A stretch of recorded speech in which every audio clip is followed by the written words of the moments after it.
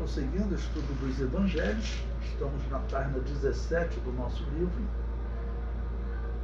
Vamos agora fazer uma síntese do Evangelho de Marcos. O comentário diz: João, cujo sobrenome era Marcos, filho de Maria e primo de Barnabé. Acredita-se que os discípulos reuniam-se no cenáculo, sala de jantar ou ceia, da casa da mãe de Marcos, em Jerusalém. E Pedro foi instrumento de sua conversão. Por isso, provavelmente, Pedro chama de seu filho. No caso, seria filho na fé.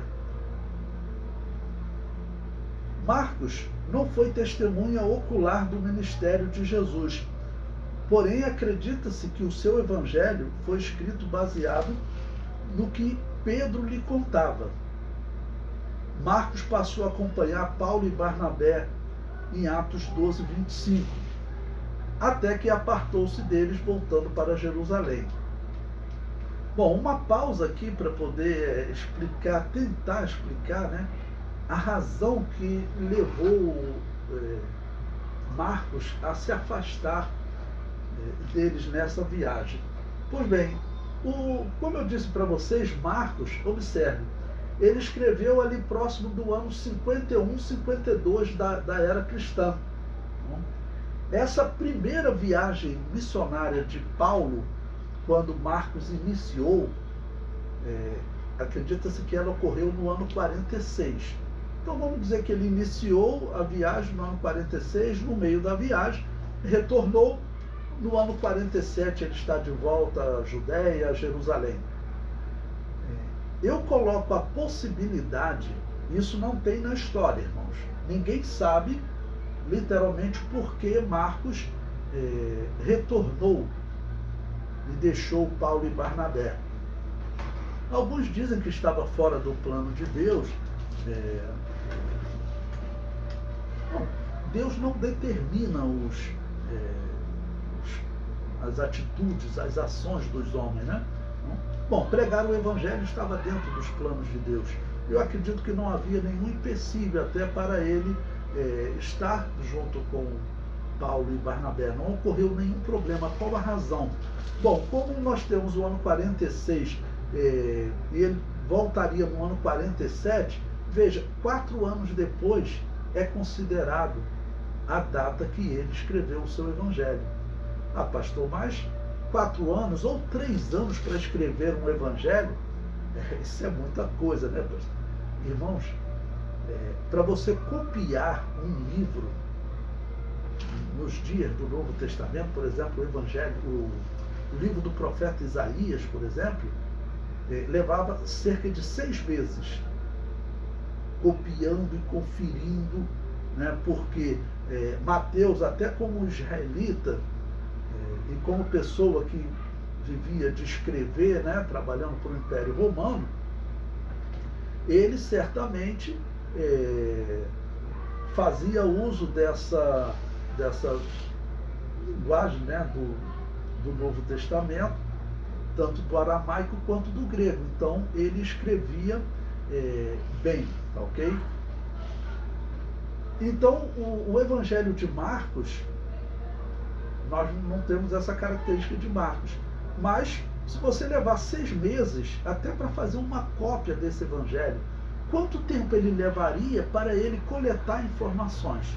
Já que ele não era uma testemunha ocular.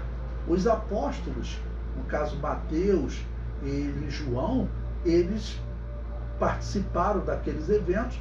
Eu acredito até que Mateus ele tivesse escrito, já que era a profissão dele no Império Romano.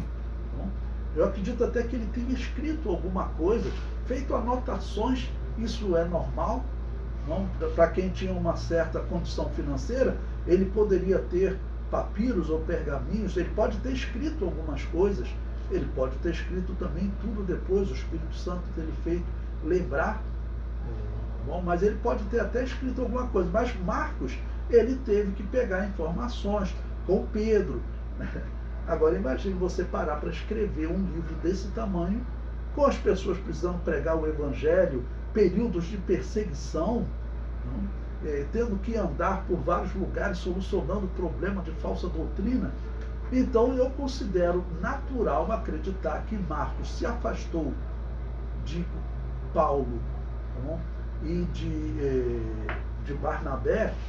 Uma possibilidade que eu vejo é para ele escrever o seu evangelho. Alguns colocam covardia, medo de ladrão, medo de doença. Não? Eu coloco essa possibilidade. Lembrando que 46, quando Paulo e Barnabé iniciaram a primeira viagem missionária, no ano anterior, ano 45, tinha sido escrito o primeiro livro do Novo Testamento, que era a Epístola de Tiago. Então, isso pode até ter feito realmente Marcos atentar para a necessidade de contar a vida de Jesus. Então, por isso, segundo essa possibilidade, ele teria voltado e aí, em contato com Pedro, ele teria então conseguido escrever o seu evangelho, ok? Mas, como eu disse, isso é uma hipótese. Ninguém sabe por que ele voltou. Como eu disse, alguns colocam que seria medo de doença, violência. Bom, nós não sabemos, ok? Mas eu prefiro olhar por essa possibilidade relacionado às datas que foram escritas, o momento que eles estavam vivendo. Okay? Lembrando que no ano 53 tinham passado cerca de 24 anos da morte de Jesus. É muito tempo para você estar 24 anos sem uma escritura que descrevesse as palavras de Jesus. Eu acho muito tempo. O próprio Saulo de Tarso, acredita-se que ele aceitou Jesus no ano 31, 32. Foi 2, 3 anos depois da morte de Jesus. Certamente tinha alguns documentos, né, que alguns devem ter escrito, como eu falei, Mateus, mas o primeiro evangelho só vai surgir lá no ano 51, 52, que é esse evangelho de Marcos. Então é realmente estranho esse tempo todo, né? Mas aqui eu tenho até que contar uma história para vocês. Vocês sabiam que os pagãos, eles dizem que eles têm escrituras do Novo Testamento, falando do Novo Testamento, mais antigo que os cristãos? Os pagãos, chamados gnósticos, eu chamo de pagãos, porque eles misturavam cristianismo com a religião pagã, né, envolvendo até culto aos mortos, que os católicos vão manter depois. Então, os gnósticos, os textos mais antigos da história, ele foi encontrado pelos gnósticos, foi encontrado numa região do Egito chamado Nag Hammadi, e são escritos gnósticos. Então, por que os ímpios, os pagãos, eles mantiveram ou escreveram, né, antes até dos cristãos, ou conseguiram preservar melhor? Bom, os cristãos, como eu citei o exemplo de Pedro, estava envolvido com a pregação do Evangelho, a necessidade de salvar almas. Já esses gnósticos não faziam outra coisa a não ser inventar heresia. E essa era uma necessidade. Por quê? Porque eles afirmavam que eles tinham conhecimentos ocultos que ninguém mais recebeu, nem os apóstolos receberam, que Jesus passou só para alguns discípulos dele, separado dos apóstolos também. Eles falaram: esse conhecimento oculto nós vamos te passar com o tempo. Então a pessoa chegava naquele lugar durante 2 anos, não podia nem perguntar. E a pessoa tinha que, e aí os gnósticos tinham que ir inventando história para poder justificar um conhecimento oculto, porque as pessoas eram presas por esse conhecimento oculto. Você fica recebendo o conhecimento básico 2 anos sem falar, daqui 2 anos eu vou te ensinar algo oculto, que é aí para você se aprofundar, né? É uma coisa que infelizmente a história diz que isso cresceu, heresia cresce com uma facilidade tremenda, né? Bom, o comentário prossegue. A tentativa de Barnabé de levá-lo novamente causou a separação entre Paulo e Barnabé.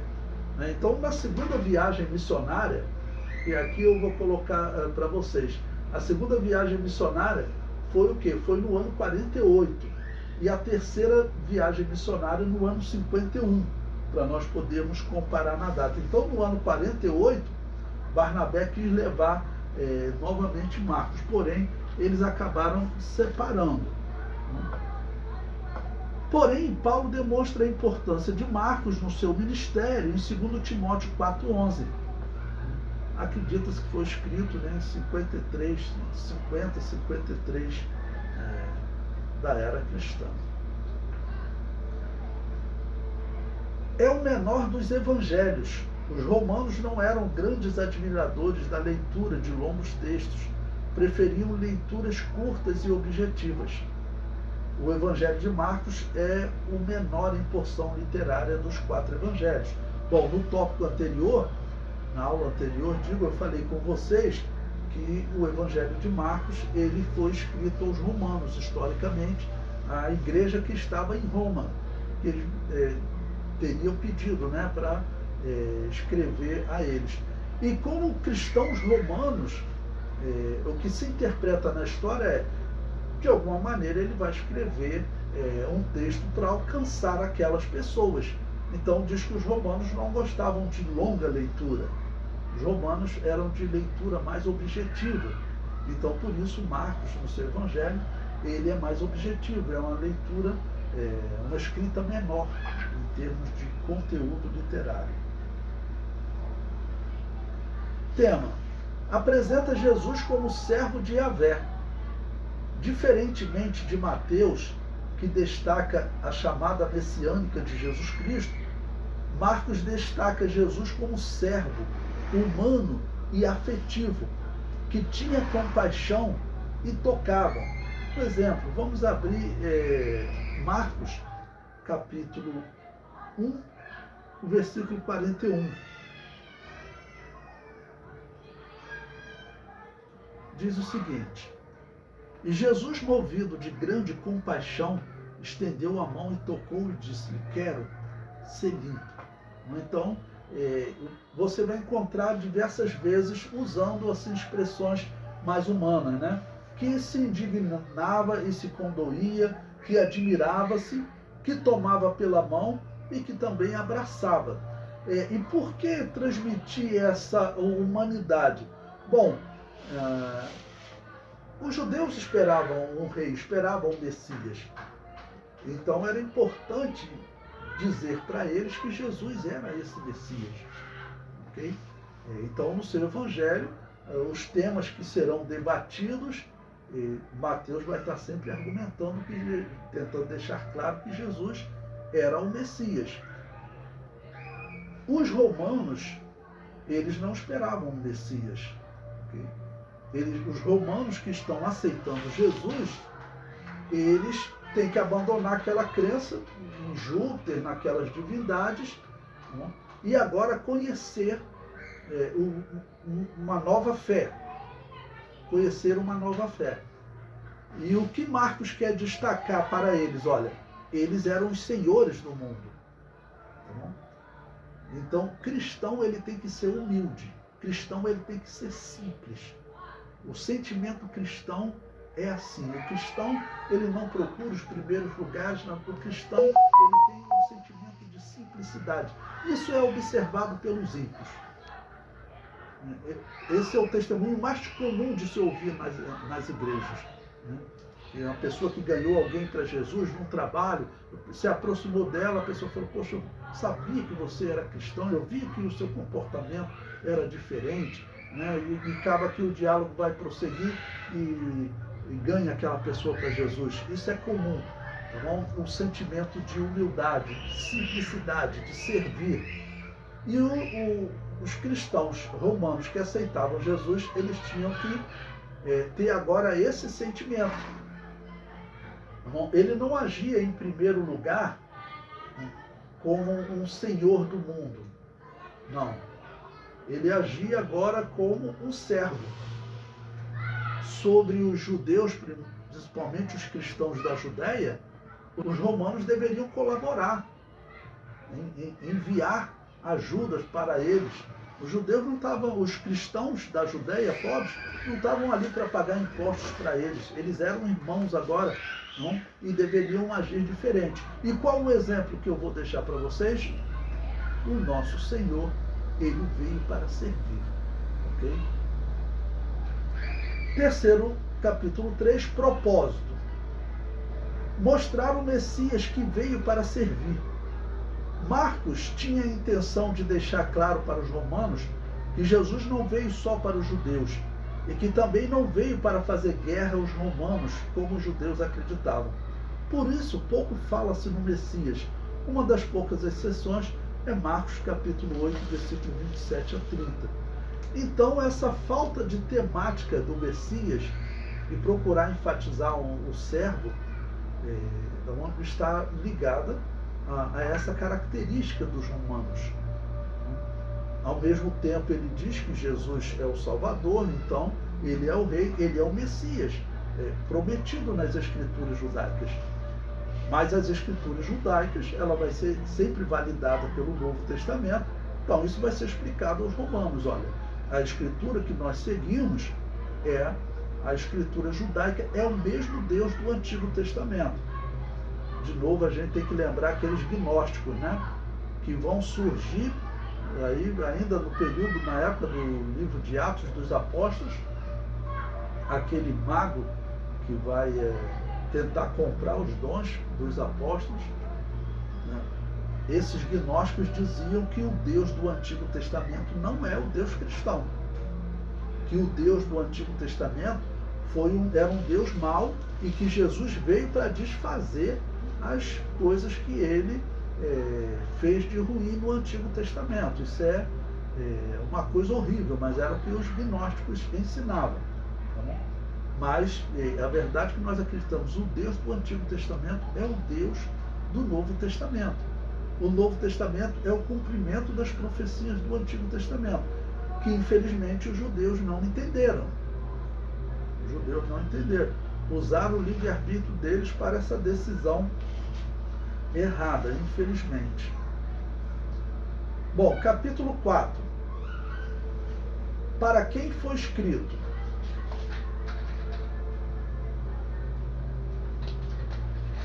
Escrito para um povo militar, os romanos. Para evidenciar que esse evangelho foi escrito aos romanos, podemos citar o seguinte: as poucas referências ao Antigo Testamento. Os romanos teriam solicitado esse livro, isso era comum, né? Lucas vai escrever, é um grego, ele vai dizer isso abertamente. Então Marcos, escrevendo a eles, não fazia muito sentido citar muitas referências do Antigo Testamento. Já Mateus ele cita muitas vezes cumprimento de profecias do Antigo Testamento, desde o nascimento de Jesus. Jesus ia ao Egito diversas vezes. Mateus vai citar, porque ele estava escrevendo aos judeus, e isso, claro, mexia de maneira especial com os judeus, como nós hoje. Quando nós lemos, o apóstolo Paulo disse, como está escrito, usou essa expressão, como está escrito na Bíblia Sagrada, como está escrito na Palavra de Deus, tem um peso, imediatamente um peso diferente para nós, em relação a uma palavra comum, mesmo que seja uma interpretação das Escrituras. As Escrituras, elas têm uma inspiração especial, é o que nós acreditamos. Também as poucas tradições do Antigo Testamento, as poucas tradições orientais, ele traduziu termos em aramaico, deu atenção especial à questão do tributo. Nós vamos mostrando também, nesse caso, que Jesus não era um revolucionário, ele não veio para se opor a Roma. O que vocês estão fazendo está até errado, vamos assim dizer, né? Porque o romano, ele acreditava que não. Para o romano, ele era o salvador da humanidade, principalmente dos bárbaros, porque chegaram lá, esse povo sacrifica pessoas, né? Esse povo não tem nem escrita, então vamos trazer a civilização aqui para os bárbaros. Escravizava, né? Mas estava levando civilização, era o que eles acreditavam. É a maneira de nós salvarmos esse povo. vamos assim dizer, era o que os romanos acreditavam, né? Mas, apesar de estar errado, Jesus não veio criticar isso. Ele disse, dai a César o que é a César e a Deus o que é de Deus. A moeda usada é normalmente a moeda romana. E ele não apresenta genealogia. Bom, normalmente é dito o seguinte, que Mateus e Lucas apresentam genealogias. Quanto a João, alguns usam no sentido figurado. Quando João começa a falar, no princípio era o verbo estava com Deus e o verbo era Deus, princípio do seu evangelho, alguns intérpretes dizem, João estava usando uma genealogia eterna, é assim que eles chamam, né? Uma genealogia eterna de Jesus. Figuradamente, é até bonito. Mas, humanamente falando, foram Mateus e Lucas que eles citaram a genealogia de Jesus, né? Marcos não citou. Isso para os romanos também não era muito importante, porque não havia história, né, de um rei do passado, né, que teria mantido uma herança. Isso não existe no Império Romano. Nos dias do Novo Testamento são os generais que estão comandando, vamos assim dizer, né?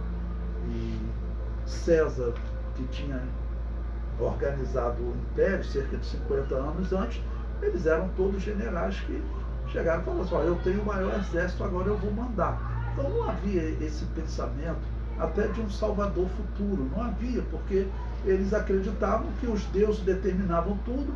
Podia até aparecer alguém iluminado para trazer uma religião nova no pensamento deles, mas um salvador, como os judeus esperavam, os romanos eles não tinham essa ideia, né?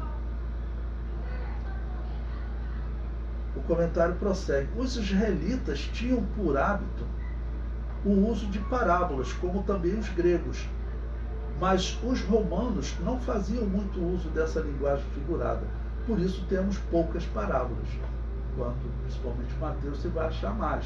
Aí se tem aí a parábola do semeador, da candeia, da semente, grão de mostarda, dos lavradores maus.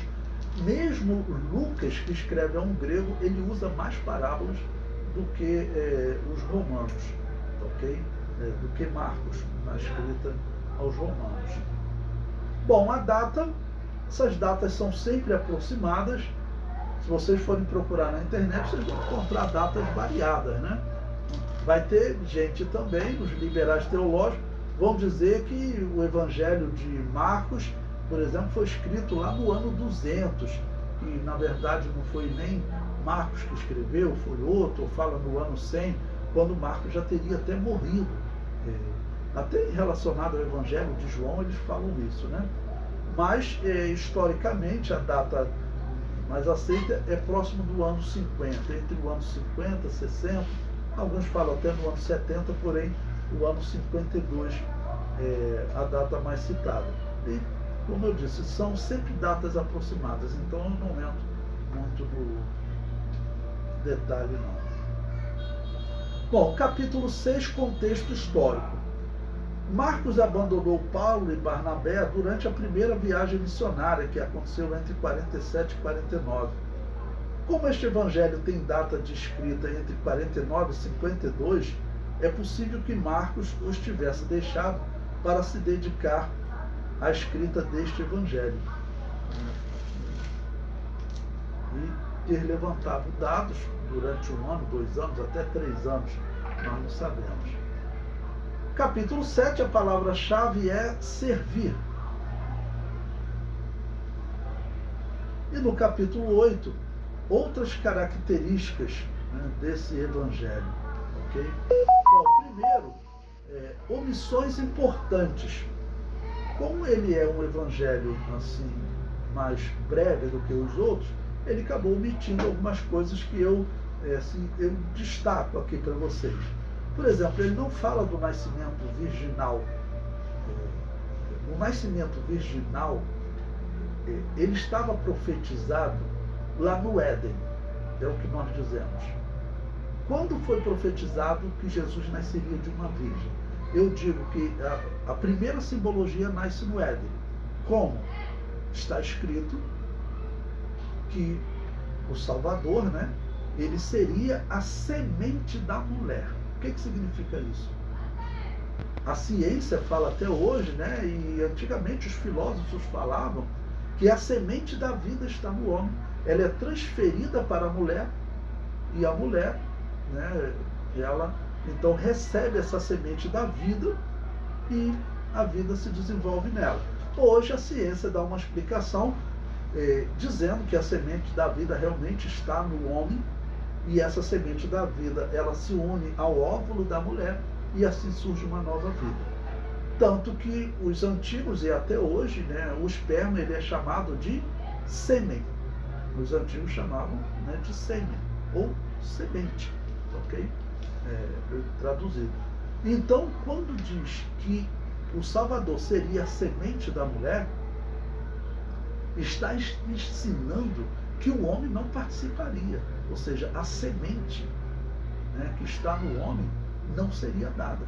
Ele seria a semente da mulher, porque aqui na Terra a herança genética de Jesus era toda de Maria.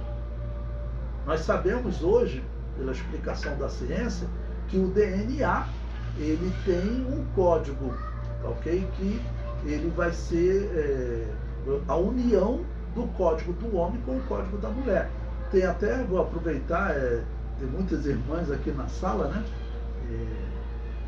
Saiu uma pesquisa na Inglaterra, irmãos, que é para exaltar as mulheres, né? Às vezes as mulheres falam assim, poxa, parece até que as mulheres não têm espaço na Bíblia, né? Mas Deus fez coisa pelas mulheres maravilhosa na história da igreja, dando dons. E uma coisa maravilhosa que eu vi uma pesquisadora de Oxford, ela publicou um artigo dizendo que a mulher, a função dela no surgimento de uma nova vida, de uma criança, a função dela é de aperfeiçoar a humanidade. Como? Ela faz uma seleção, ela não recebe o código da vida do homem, então esse homem ele tem heranças genéticas e essa mulher também ela tem heranças genéticas.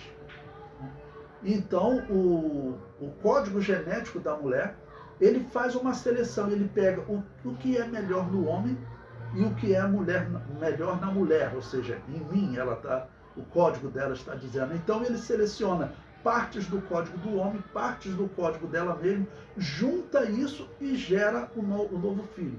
Isso é uma pesquisa espetacular. Quando eu ouvi isso, eu falei, é uma pesquisa espetacular, eu vou mandar esse artigo para vocês, porque não tem só isso não. Esse artigo dela, eu estou deixando para, eu vou procurar um biólogo, tentar até escrever sobre isso. Sabe o que ela diz também, irmãos?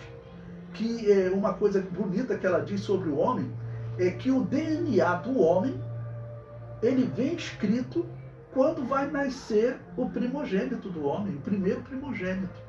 Eu falei, como assim? E eles fizeram pesquisa que vem um código, né?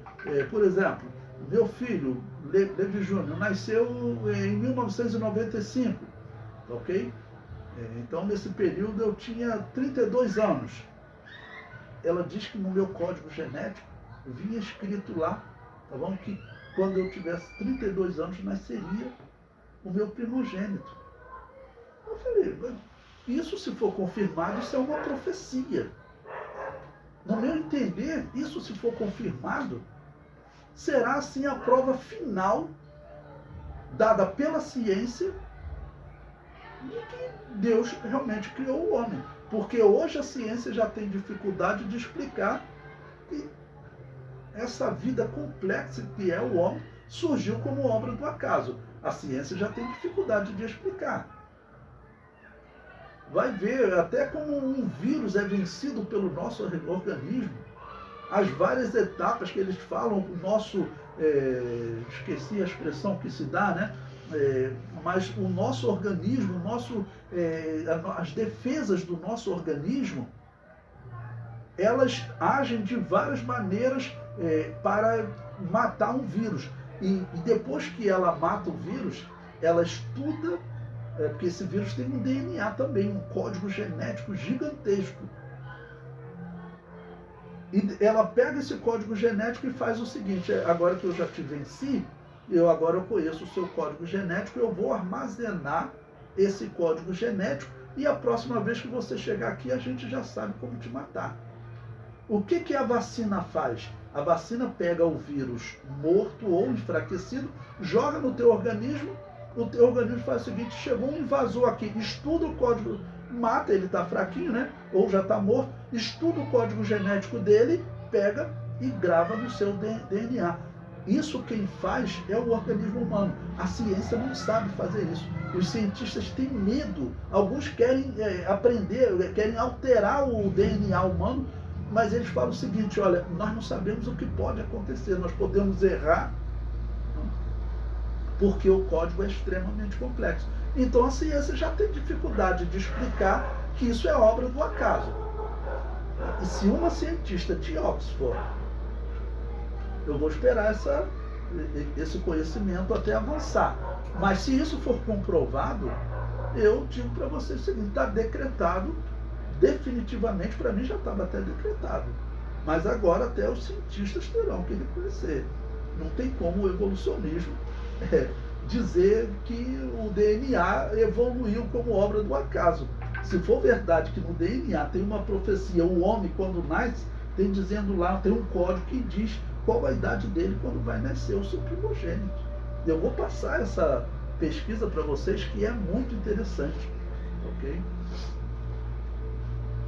Pois bem, então, sobre o nascimento virginal, eu resolvi explicar de onde vem a doutrina de que nasceria de uma virgem. Depois Isaías fala também que ela viria de uma virgem, mas a primeira vez eu digo, é lá no Éden. Se vai ser a semente da mulher, a semente do homem não está envolvida na profecia. Então, só a mulher geraria a sua parte. Jesus Cristo, como ele tinha o DNA de Maria, ok? Jesus Cristo tinha o DNA de Maria, a fisionomia dele era de Maria. Então, por exemplo, nós sabemos, às vezes, se o pai tem olhos castanhos, a mãe tem olhos azuis, um filho pode nascer com olhos castanhos, o outro com olhos azuis, ok? Se Maria, no exemplo, tinha olhos azuis, Jesus nasceu com olhos azuis, porque o DNA era todo dela. Eu, por exemplo, tenho parte do meu pai e parte da minha mãe. A minha genética pode ter partes ligadas à minha mãe e partes ao meu pai. Já Jesus, ele tinha só o DNA de Maria. A parte humana que ele herdou era o DNA de Maria. Então, resolvi explicar essa parte aí do nascimento virginal. Aproveitando, já que nós estamos falando do Evangelho de Marcos, o Evangelho, eu falei que ele não cita genealogia, depois nós vamos ver que o Evangelho de Lucas e a genealogia do Evangelho de Mateus são diferentes. Esse é um tema importante até para você agora comparar com o nascimento virginal ou a ausência do nascimento virginal em Marcos. Você vai ver que a genealogia de Lucas, acredita-se que ela é a genealogia de Maria. E a genealogia de Mateus é a genealogia de José. Se você observar, os pais são diferentes. Vamos aproveitar, vamos abrir aí a nossa Bíblia em Mateus, capítulo 1. Quando você abre aqui, você vê que Mateus, no capítulo 1, a genealogia, ele vai até Davi e Abraão. Ele quer ligar a origem de Jesus, tá bom, na profecia messiânica. Agora, quando você chega no pai de José ou no pai de Maria, está no versículo 16. Diz lá, olha, e Jacó gerou a José, marido de Maria, da qual nasceu Jesus, que se chama o Cristo. Quando você vai em Lucas capítulo 3, eu vou abrir aqui agora em Lucas capítulo 3,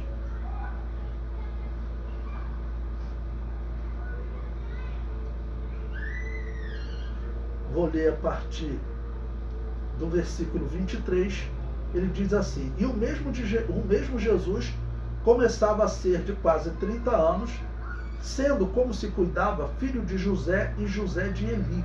Por que o nome do pai é diferente? Na verdade, você vai olhar, a genealogia ela é toda diferente. Quando que elas se encontram? Em Davi. Porque a de Mateus, ela chega até Davi através de Salomão.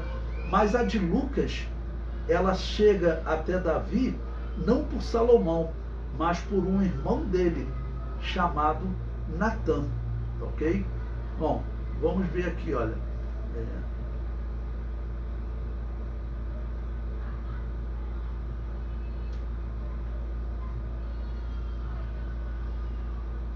Versículo 31, onde diz ali Natã de Davi, ou seja, e Davi de Jessé, e assim prossegue, né? Então, Davi, ele vamos dizer, ele é o pai de Maria e o pai de José. Mas Salomão, ele seria pai só, pai no sentido de José é descendente de Salomão, né? Salomão é pai só de José. E o pai de Maria seria Natã. Por que fazer duas genealogias? Isso aqui para mim é coisa do apóstolo Paulo, irmãos. O apóstolo Paulo é que teria viu o evangelho de Mateus, tá bom? Viu o evangelho de Marcos, o evangelho de Mateus. O evangelho de Lucas vai ser escrito no ano 60. Tá bom? E qual a observação que o apóstolo Paulo poderia ter feito? Eu estou dizendo isso aqui, para mim, é obra do apóstolo Paulo, o grande intelectual do Novo Testamento. O que o apóstolo Paulo teria feito? Ele teria feito o seguinte, olha, se nós seguirmos a genealogia de José, primeiro, José não era de fato pai de Jesus. Tá bom? Ele não era de fato pai de Jesus. Então não faz sentido eu olhar a genealogia de José. Qualquer herege aí vai chegar para mim e vai falar o seguinte, olha, tá logo errada aí essa genealogia. Jesus não era filho de José, então ele não tem direito ao trono. Ele não era realmente filho de José. Além disso, a genealogia de Mateus, ela, entre os descendentes de Salomão, teve pessoas que a profecia disse que nenhum descendente dele poderia assentar-se no trono, como um homem chamado Jeconias. E na genealogia de Mateus esse homem aparece, está lá em Mateus capítulo 1, versículo 11. E Josias gerou a Jeconias. Esse Jeconias é dito que nenhum descendente dele, nenhum filho dele, poderia sentar-se no trono. E nesse sentido, se Jesus fosse filho de José, ele era filho de Jeconias, era descendente de Jeconias. José era descendente de Jeconias. E isso fazia com que, segundo a profecia, José não pudesse assentar-se no trono. Ok. Já Maria, quando você vai na genealogia de Maria, você não encontra esse Jeconias. Então Maria podia sentar-se no trono, porque entre os descendentes de Natã nós não encontramos ali ninguém do qual foi dito que os seus descendentes não poderiam sentar-se no trono. Então isso para mim é coisa do apóstolo Paulo. O indivíduo, para conseguir ver isso tudo e falar, ó, vamos fazer uma genealogia por Maria. Alguém consegue, né, ver, então, por Maria, está aqui, olha, nós temos aqui em Lucas capítulo 3, Lucas então, que era um companheiro de Paulo, ele teria feito essa genealogia por instrução do apóstolo Paulo. Estou colocando aqui como hipótese. Não tem nada escrito que indique isso. Falo porque o apóstolo Paulo era o mestre de Lucas, e Lucas pode até ter tido essa interpretação também, porém o mais provável é vir de Paulo. Bom, número 2, ele não menciona a visita dos magos. Para os judeus era importante a visita dos magos. Por quê? Os judeus, eles sabiam que seus antepassados estiveram na Babilônia e viveram como magos. Tá bom? Isso era notório para os judeus. Daniel, lá na Babilônia, ele foi viver entre os magos. Só que Daniel, ele sempre no seu livro, ele diz que ele consultava o Deus dos céus, o Deus das estrelas. Os magos da Babilônia consultavam as estrelas. Por isso a expressão Deus dos céus é a expressão mais comum que você encontra no livro de Daniel. O Deus dos céus fez saber ao rei o que há de ser após o seu reino. Tu és essa cabeça de ouro. Então essa expressão Deus dos céus é uma expressão comum no livro de Daniel, porque ele estava vivendo entre os magos que consultavam os céus, ou seja, consultavam as estrelas. E Daniel dizia, eu consulto os deuses que criaram essas estrelas. Ok? Então, para os romanos isso já não fazia sentido. Para os judeus fazia sentido. Nós sabemos, aqueles homens que vieram provavelmente eram herdeiros dessa cultura que Daniel deixou na Babilônia. E como Daniel, ele ensinava, ok? E Daniel, ele sabia que o Messias viria, né? Porque o anjo disse para ele, em 69 semanas o Messias morre. Isso dá 483 anos. Então, esse ensino certamente Daniel passou à frente. Além de deixar o livro escrito, ele, vou explicar para vocês com detalhes o significado do que o anjo me ensinou. Então, esses homens provavelmente são herdeiros. Eles eram literalmente judeus, ou será que foram outros que se converteram e que tinham algum sinal deixado para eles? Quem deixou esse sinal? Nós não sabemos, mas eu coloco sempre a hipótese de ser Daniel.